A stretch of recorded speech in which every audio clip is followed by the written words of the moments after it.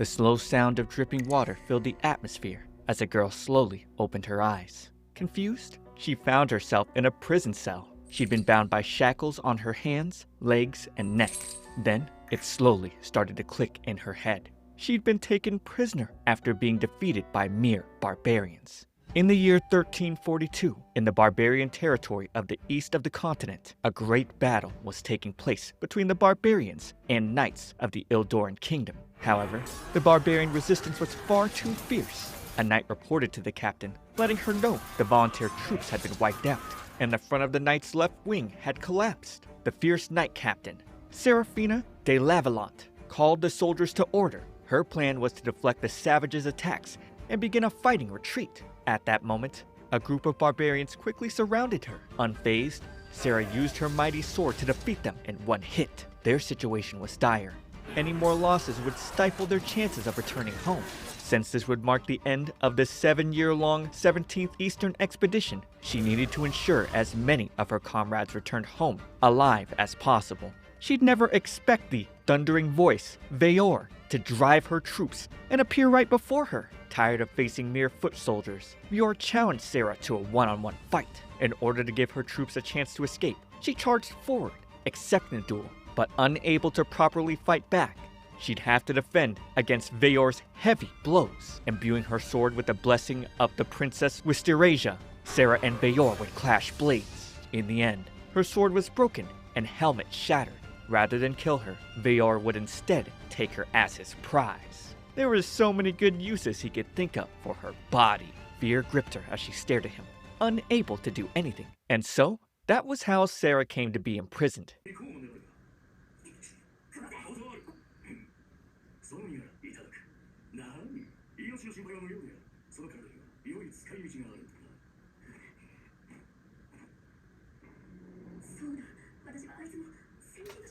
Oh, that's GG's, guys.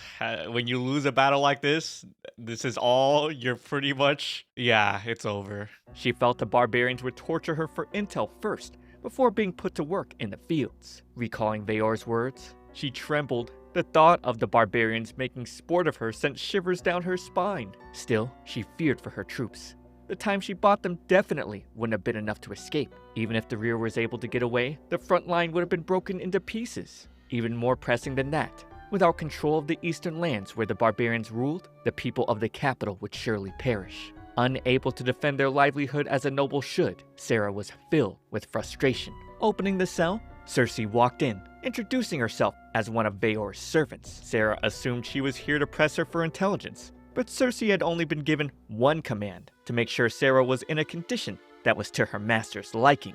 As she rolled the chains, Sarah was pulled to the wall, her movements restricted. Whatever was about to come her way, she wouldn't submit to mere torture. To her surprise, Cersei was cleaning her up. Hearing that Sarah had exchanged blows with her master, she expected a more brutish woman, but Sarah was a lot more feminine. Sarah demanded to know what Cersei was doing as she searched a bag. Cersei didn't think telling her would make a difference. Holding a blade in her hand, she made it clear that Sarah was never leaving here again. With the plier and blade in hand, it was time for the finishing touches. It looked like the end for Sarah, but Cersei would undo her chains, dress her hair, clip her nails, and dress her up properly. She even used scented oils on her. With that done, Sarah looked presentable. Suddenly, a loud shout echoed from outside. It could only belong to one person. Heavy footsteps filled the air as Veyor approached the prison. Standing before his prize, his presence was nothing short of terrifying. Then, he properly introduced himself as the heir to Great Chief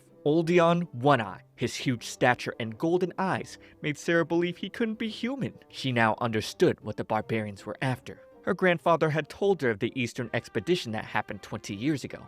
Back then, it sounded like a fairy tale, but now, the truth was clear. She was of the Lavalante Margraves of the Ildoran Kingdom, the youngest daughter of the former lord, Matthias, commander of the Eastern Expeditionary Force's first company.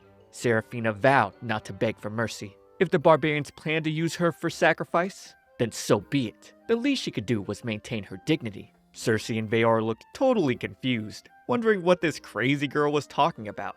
Veyor made it clear that he brought her here to be his bride. Flustered, she tried to make sense of what he just said.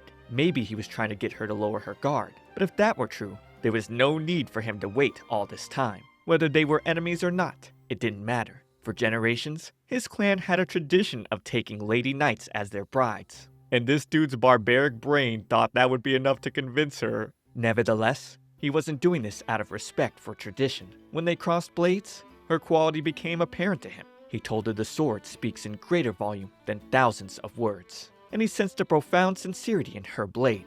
It was enough that he fell for her at that moment. Hearing that, Sarah went bright red, her face all flush from embarrassment. Before leaving, he told her to relax, because she wouldn't be taken against her will. Sarah was still yet to realize she was being courted. 7 years ago, in the Ildoran Kingdom, her brother, Sirius de Lavalont, let her know the king had ordered the commencement of the 17th Eastern Expedition. On her brother's request, she agreed to earn glory befitting of the Lavalont name. Then, he gave her an invitation letter to a banquet from Countess Ildal. Since it was addressed to her as a princess, she'd agreed to attend. Arriving at the banquet, the nobles were quite shocked to see Sarah. While they talked about the poor taste of food and how the war benefited them, she stood by the side. They made fun of her, all because she was a commander of knights. If they were so capable, they'd be on the battlefield themselves. Regardless, she was among the strongest of the order, and it was only natural for a Lavalont to command an army. But they saw no point in a woman being strong. Fed up with their chatter, Sarah went outside to get some fresh air. She just wanted to go home. Some ladies would then approach and invite her to join them. They ended up talking about her expeditions to the east, and how the eastern lands were too dangerous of a place for a lady to set foot upon. Furious, Sarah slammed the table. Conquering the east had been a goal of Ildoran Kingdom since its founding. As a member of nobility, she felt honored to be sent there for the sake of the people and peace. Still, the ladies insisted that men were to handle these kinds of things. They didn't see what possible good could come from fighting as a woman. Even Princess Wisteresia, whom Sarah looked up to, ended up going missing on the battlefield. They believed a woman's greatest happiness was to get married and manage a household. After hearing that, Sarah simply left. On the carriage ride back, she thought the ladies had it easy. Meanwhile, the people only grew hungrier as their crops continued to fail. Then, she heard someone crying for help. Without delay, she showed up at the scene, defending the man who was about to be cut down. Thanks to her sword, the attackers realized she was a noble. But that didn't matter. They charged in to attack her. With no other choice, she knocked them to the ground, disarming them. These men were desperate and would rather resort to such behavior than die of hunger. Sarah would offer them her necklace on the condition they'd never do evil again. After they left, she was more determined to conquer the East. That way, the people could live fuller lives. The following day, before taking her leave, Sirius approached her, asking if she had failed to find a husband again at the party. Her brother was disappointed that she wanted to be a knight so badly. He reminded her that she needed to marry while there were still viable prospects. A sword had never changed policy. As he yelled out her name, Veor would suddenly appear in Sirius's place, insisting on taking her as his bride. Sarah immediately woke up from that dream, drenched in cold sweat. She'd unexpectedly noticed Veor sleeping next to her, and she'd be more frightened seeing his glowing stick pop out. Sarah's scream woke Veor up. Then, she questioned how she suddenly came to be in his room and why he was nude. He was glad to see she was full of energy, especially after last night. Having no recollection of what happened last night, Sarah figured it was best to not remember. However, she reminded Veor that he promised not to force himself on her. He told her not to quibble over the details, but her chastity as a lady was not to be treated as some trifle. Scared that she might end up bearing his child, she asked to be killed. He'd smack her head, asking why she sought death. She felt he'd never understand. The shame of being defeated and taken captive in battle, compounded by the shame of attacking a nude, unarmed opponent, all these would disgrace a knight's honor. So, before she'd become a bigger embarrassment, she would prefer to be put out of her misery. However, Cersei would then come in, telling Sarah she was lucky to wake up with no trouble. Apparently, after Veor returned yesterday, Sarah had a mild overdose of sleeping drugs used to transport her here. She suddenly started vomiting before collapsing. Veor was worried about her. Hence, she was brought to this room to rest. He apologized because the dose administered was the same as his people used. It was a type of paralytic poison that slowed the flow of blood, which made it good for helping wounds close. In the end, Veor hadn't forced himself on her. Embarrassed about the misunderstanding, Sarah asked for a sword to beat some sense into him. After dressing up, Veor asked her to join him in the other room for breakfast once she had calmed down. She couldn't believe a knight such as herself was being sheltered by barbarians. She recalled her grandfather acknowledging she was a bit too talented at swordplay. He felt if she were a man or had given up being a knight, then perhaps she might have known some happiness. Even her brother hated the fact that she was so desperately trying to prove herself as a knight. The only one who had approved of her blade was Feor. She paid so little mind to her femininity, the last thing she needed was to suddenly be desired for it. Still seeing herself as a prisoner of war, she believed a breakfast was likely to be the bare minimum. Having dealt with military rations already, Sarah didn't think the barbarians could be worse. She would display the pride of the Lavalon clan that was chosen to be part of the Eastern expedition. Walking into the room, she'd be shocked to see a large piece of meat being grilled. Her eyes swirled, and she was drooling. Given the state of her homeland, she had never come across such a feast. Bro, this is crazy. I definitely love all that meat in my mouth. Wait. Feor would then cut a quarter piece for her. It was larger than her torso. Of course, she believed there was some hidden agenda, like he was foisting such luxury on her to winnow away at her knight's pride so that he might tame her. Regardless, she would rather starve to death than be indulged by barbarians. But her rumbling stomach would beg to differ. Embarrassed, she asked for death once again. At this point, she was too fond of saying that. Feor told her that not eating, in spite of her body needing it, was nothing more than selfish deception. She needed to stop second-guessing everything and just eat. As he smiled at her, Sarah went flush. Cersei then told her that this meat was hunted specifically to welcome her. Feor had gone on a hunt by himself, so that she would have something to eat upon waking. He was as capable as he was famous, and would be the equivalent of one of the Western royalty. For Sarah to reject his hospitality would be seen as bad manners for a noble, so in order not to bring shame to her name, she accepted. Slicing the meat, she couldn't believe how tender it was, and one bite sent her to paradise. It was so tender and juicy. Not even Ildoran royalty got to eat something like this. Curious, she asked Feor what kind of meat this was. He offered to let her see for herself by looking out the window. When Sarah set her sights on the dragon, she couldn't believe it. She was feasting on the legendary flying monster. In the West, they believed dragons breathed fire and had toxic flesh. Feor confirmed those types existed. However, the one they were eating was a different breed. Unable to resist the sweet taste, she ate everything on her plate. After that, Sarah was shocked to hear she was allowed to go outside. There was something around the mountain Feor wanted to show her. Obviously, she couldn't fully trust him. It didn't make sense to be waltzing around lands filled with such bizarre creatures. He figured she was just being a scaredy cat. And so, Sarah was baited into following him. She made it clear that she still didn't trust him. Regardless, Feor had a feeling she'd like the surroundings once she'd seen them. Stepping outside, Sarah marveled at the vast grass fields and forests all around. The lovely ocean sparkled as it reflected the sunlight. The land was more bountiful and richer in nature than she imagined. The life in these lands had always been strong. Feor hoped she wouldn't faint from it all.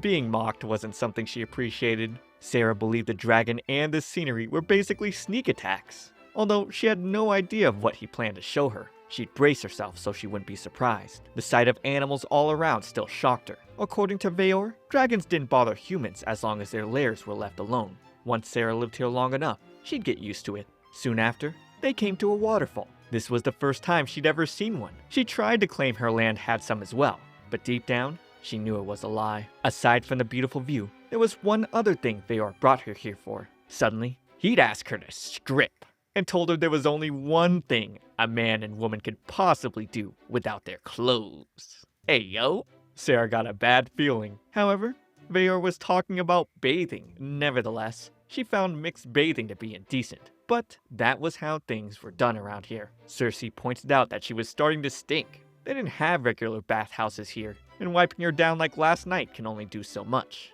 Sarah and Cersei ended up using the water together, while Feor went to a different stream. Sarah assumed Cersei was here to make sure she didn't run away, but in truth, it was actually to keep her safe. Suddenly, a creature known as the Sawaiwau emerged from the water. Sarah was frightened, but the monster moved on. The ones found here were pretty docile. They were basically surrounded by monsters. Too scared to bathe here, Sarah ran away. Realizing she left her clothes and shoes behind, she decided to go back for them. But she'd hear a voice asking who was there. She was scared that this person might be a real savage. That's when a young, handsome barbarian warrior approached her. His beauty left her stunned. From her state, he could tell some beasts appeared while she was bathing. He had heard similar stories from his mother, who was a warrior from the West. When he was young, his mother would tell him about how there was less nature and fewer animals where she came from. Considering his age, Sarah reasoned his mother had to be in the 16th expedition and was a lady knight from 20 years ago. As she sneezed, the young man covered her with his coat, and he offered to follow her back to where her clothes were. In her eyes, Sarah saw a dashing gentleman. She wondered what a man who could be a Western knight was doing amongst these barbarians. As she started shivering, he got up close to check if she had a fever. His face was so close, it made hers turn red. She didn't have enough experience with men to know what to do. Seeing that she really had a fever, the man carried her in his arms.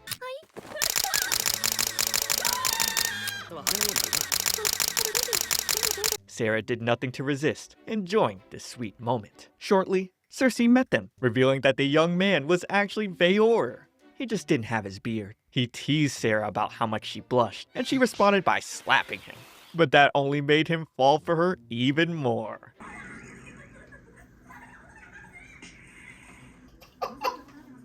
I knew I liked you for a reason. Oh man. Sarah blamed him for taking her into a den of monsters in the first place. But she didn't have to worry about that, because Veor usually patrolled the area where dangerous creatures might appear. He intended to protect her at first. Compared to the dragon they had for breakfast, the inhabitants of the river were all peaceful. A dragon that size would be a danger to most people, but he called them cowardly. Either way, he got to see another side of the woman he loved. He felt it was a small price to pay. Sarah would forgive him this time, thanks to the beautiful scenery, but she swore it wouldn't happen again. Despite all that happened, she admitted Veor was easier on the eyes without his beard. But days later, his beard grew back. And by the look on her face, Sarah hated the fact you haven't liked the video and subscribed to the channel yet. Oh, you have? Well then your dream husbando or waifu will find you. Cause here on my Shoujo Weekly, watching my videos will grant all your wishes in romance in the shoujo genre. Just make sure to watch my completed series playlist for hour-long plus stories while you wait for that special person. So come on, hit that subscribe, I'll be your guy. In the midst of multiple barbarian warriors, Seraphina prayed to her parents in heaven. Seeing how eager they were to fight her, she believed she might die today. Even worse, she had no idea who these crazy guys were. Earlier on, Veor told her about the preparations for a meeting. He gathered the elders of various tribes so he could introduce her to them. As for the venue, it would be the original home of their people, the great village overseen by the great chief, known as Lakeside Village. It was the largest settlement in these parts. Sarah questioned why he was giving her such crucial information. She saw it as a vital military secret. However, he didn't get what she was so worried about. So she explained that if she were to escape and be rescued by her forces, knowing his settlements and territory could potentially lead to its destruction. Veor just laughed at her. It wasn't that he underestimated her. He'd remind her of how she was enchanted by his shaven face. She grew flustered, recalling how handsome he looked.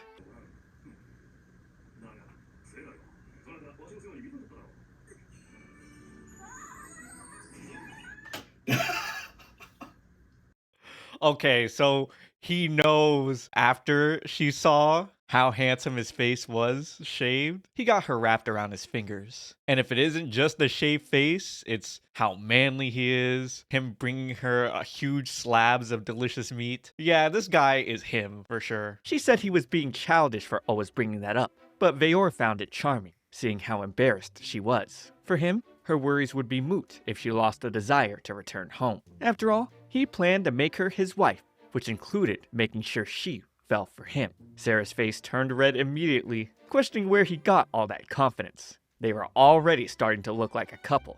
Meeting with the elders of the other tribes, she realized they were all out for revenge for their fellow barbarians she had slain.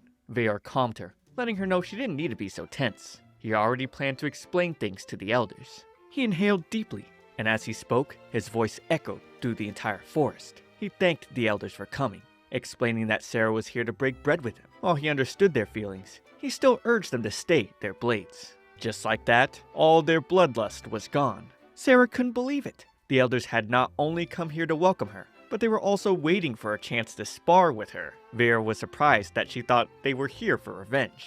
He'd ask if any of them held a vendetta against the Crystal Helmet. However, they'd make it known in unison that they bore no ill will. As the two made their way in the middle, Veor signaled Sarah to follow him. In her thoughts though, she believed they were just obeying the orders of the great chief's son. Regardless, she'd march ahead. As a knight commander of the Eastern Expedition, She couldn't lose her composure, regardless of the situation. One of the elders then stepped out of the line, praising her brilliant martial display the other day. The others also acknowledged her prowess. To be able to trade blows with Master Thundering Voice, she was one hell of a warrior.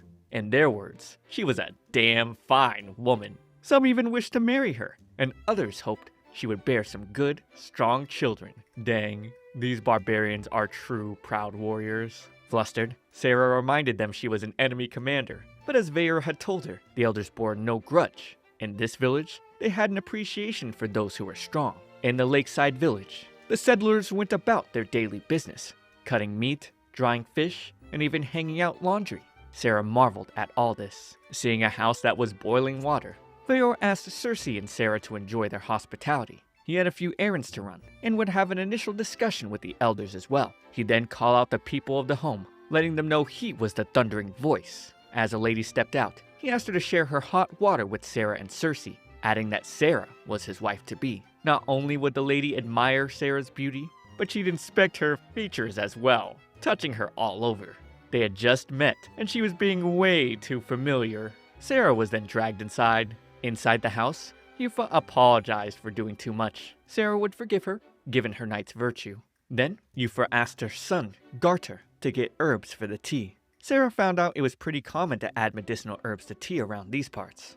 Garter and Enna would then go grab firewood to make more tea. They seemed quite sure-footed for their age. Sarah was then surprised to find out that the two women weren't related. Even more shocking was the taste of the tea when she had a sip. Despite its distinct aroma, it was refreshing in a way that more than justified it. Almost as if the medicinal herbs were soaking throughout her entire body. Cersei told her that the herbs were high quality and came from the spirits of the sacred tree. After enjoying some more tea, Sarah asked if communal houses like this were common in barbarian territory. She couldn't imagine it was just these 4 people living here. So she asked if their husbands were some of the warriors who were outside. That was when Yufa revealed that their husbands had passed away a while ago. Hers died in the war to the west, while Garter was still in her belly. Sarah now figured their husbands were victims of her army. Considering she needed to secure resources for her people, Sarah reasoned to herself that she didn't need to feel sympathy for these barbarians. But she still felt guilty in her heart. Seeing Garter's smile only filled her with more guilt. She couldn't offer apologies for the lives lost in her army's expedition, but she accepted their hate and told them they had the right to avenge their husbands. Yufa didn't get what she was saying though. Although she was a bit sad that her boy didn't remember his father's face, she was happy with the fact that he was lucky enough to be beside his father after he passed. She felt lucky enough to be left with Garter. It wasn't just war either though. Whether it was dragon hunting, beast hunting, or sometimes even monster hunting, the men sometimes got their limbs hurt so badly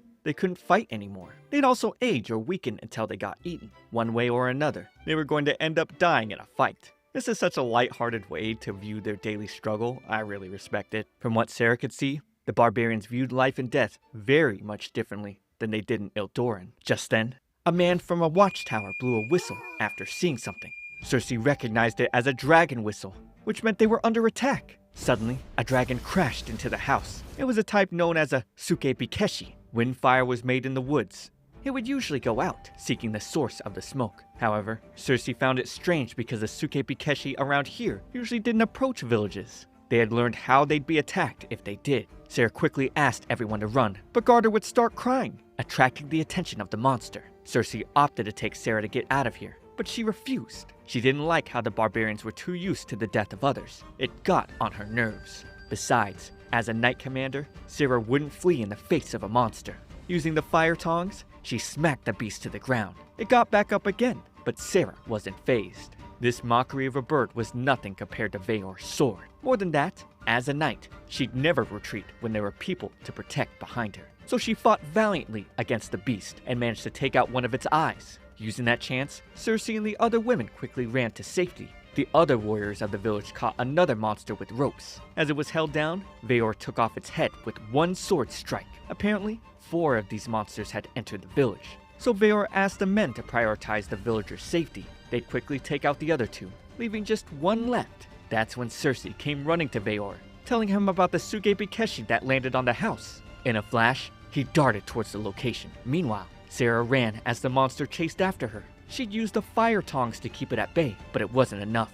Its next attack shattered the tongs, leaving her defenseless. As the monster charged at her, Sarah thought that showing mercy for the weak after invading their lands might be little more than hypocrisy. She accepted her fate, knowing this way she would have lived and died as a knight. At that moment, Veor came running in from behind, telling her to cover her ears. He'd roar at the beast to petrify it. With that opening, he'd send it to the grave. Then, he thanked Sarah for protecting Cersei and the other women, but more than anything, he was truly relieved to see that she was safe.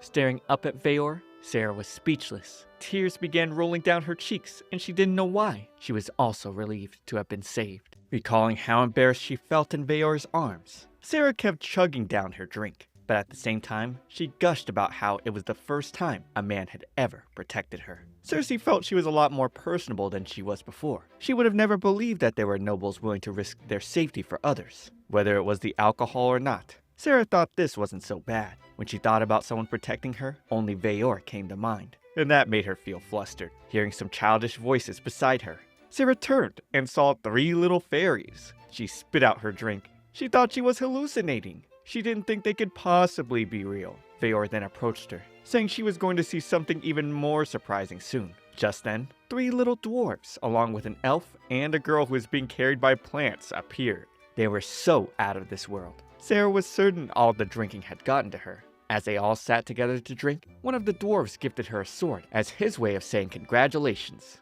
Veor advised her to accept it because the swords from this dwarf's forge were all masterpieces. Once Sarah took a look at the blade, she marveled at how magnificent it was. The blade was so consistent without a single distortion, while being just thick enough, and had tasteful decorative fluting. It made her wonder if it was enchanted. It was balanced expertly around the hilt, without a single flaw. The wrapping on the grip was so smooth and almost seemed to cling to the hand, but more than anything, it gave off this faint glow like a pearl. The dwarf told her it was made from metal only they worked with, known as true silver alloy. People in the West called it mithril, the same metal as mentioned in the Lord of the Armlets and Terminal saga. Veor would then introduce the dwarves as the 3 wise elders of the Quefto clan. They were Elder Vas, Guas, and Balhath. The elf's name was Ixt, referred to as Lord Karkaroth. Wait, so he's Goku? The little tree lady was the bud of the sacred tree, Nimhala, and the great chief of the fairies, Vufumek, and her servants. Sarah had a hard time taking all this in. She didn't expect anything more fantastical than a dragon. But these characters weren't from some fantasy story.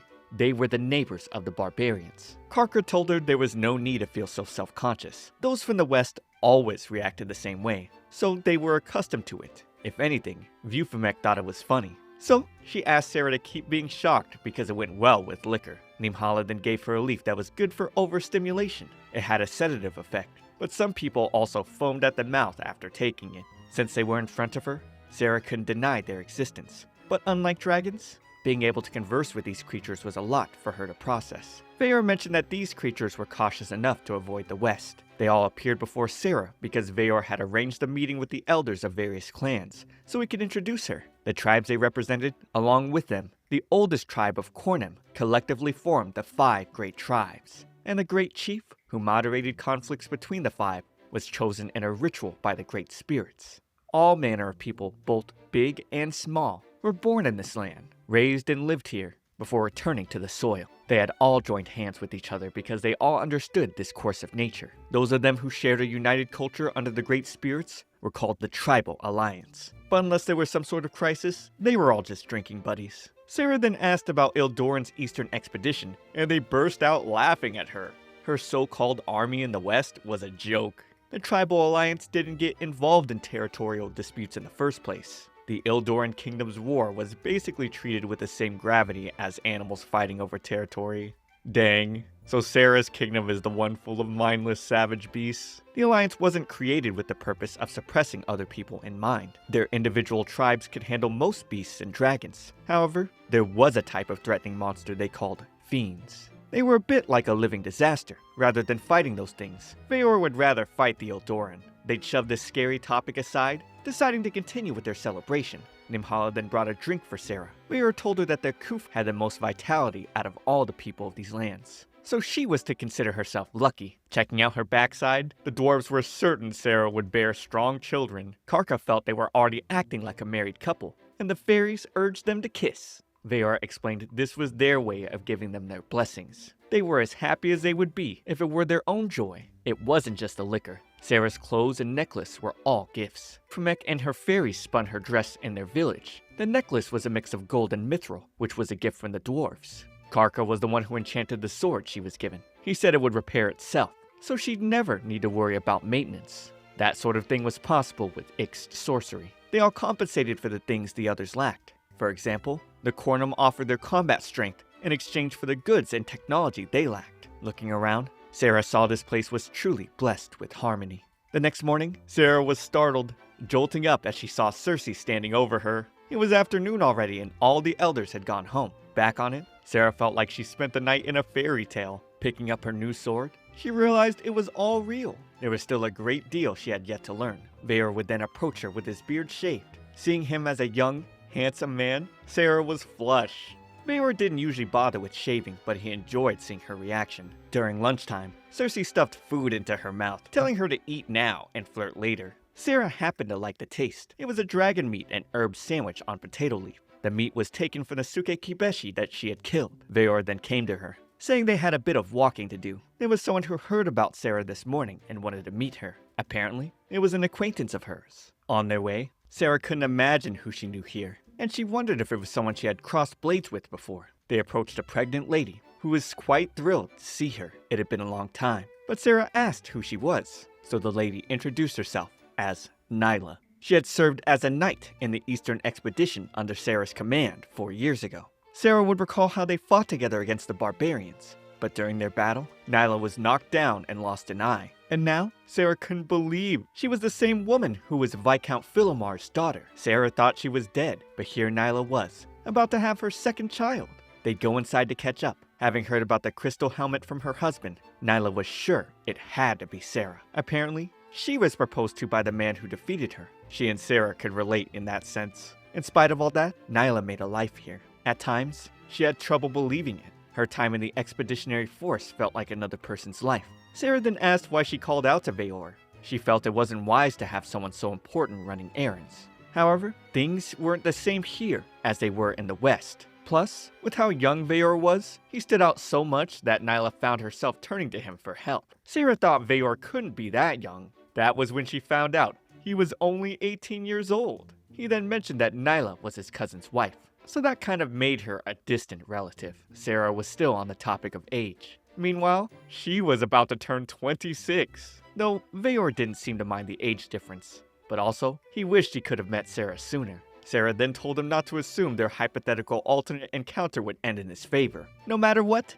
she'd never be his bride. Veor then started laughing. He then offered her a heartfelt apology. He could see what he said was an unintended insult to a fellow warrior. Cersei asked Nyla why her master randomly apologized, and Nyla asked what injuries Sarah had when she was captured. She didn't have any injuries though. Sarah had managed to fight until the point her sword was shattered. Hearing this, Nyla explained that Veor was in the wrong. Knights made it a point of courtesy, and warriors made it a point of pride to fight to the death with no mercy. And when two foes were evenly matched, they'd fight until one of them was no longer able to go on. However, Veor, whose blows could shatter stone and slay dragons, fought until Sarah's weapon, which was ordinary steel, expired. Yet, he was unable to land a single blow. In other words, it took an advantage in equipment to let him fight her evenly. And beyond that, he had to rely on his stamina to draw out a victory. If he had let himself open for even a moment, Nyla was sure that Sarah could have landed a fatal blow. With all that said, war was about making do with the best weapons available to you, and Veor apparently didn't use his thundering voice either. Nyla said it was presumptuous to assume he'd win a second battle, considering it wasn't definitive the first time around. Veor would apologize to Sarah again, as well as give his thanks to Fortune for granting him his victory. Nyla was certain Sarah liked him with her blush face. Her husband and son would come back, and looking at the family, Sarah recalled when Nyla claimed she was given a duty by God to fight for her homeland. She vowed to dedicate herself to bettering the people, to claiming barbarian territory and watering it with their savage blood so that their crops might grow. But that Nyla was no longer the one in front of her. She really had changed, and she looked much happier than Sarah could ever remember her being. At night, while Sarah stared out into the sea, Veor met up with her. The past 2 days had made something abundantly clear to her. She knew nothing about this place, who lived here, or what kind of culture they had. She marched and fought against them without knowing any of it.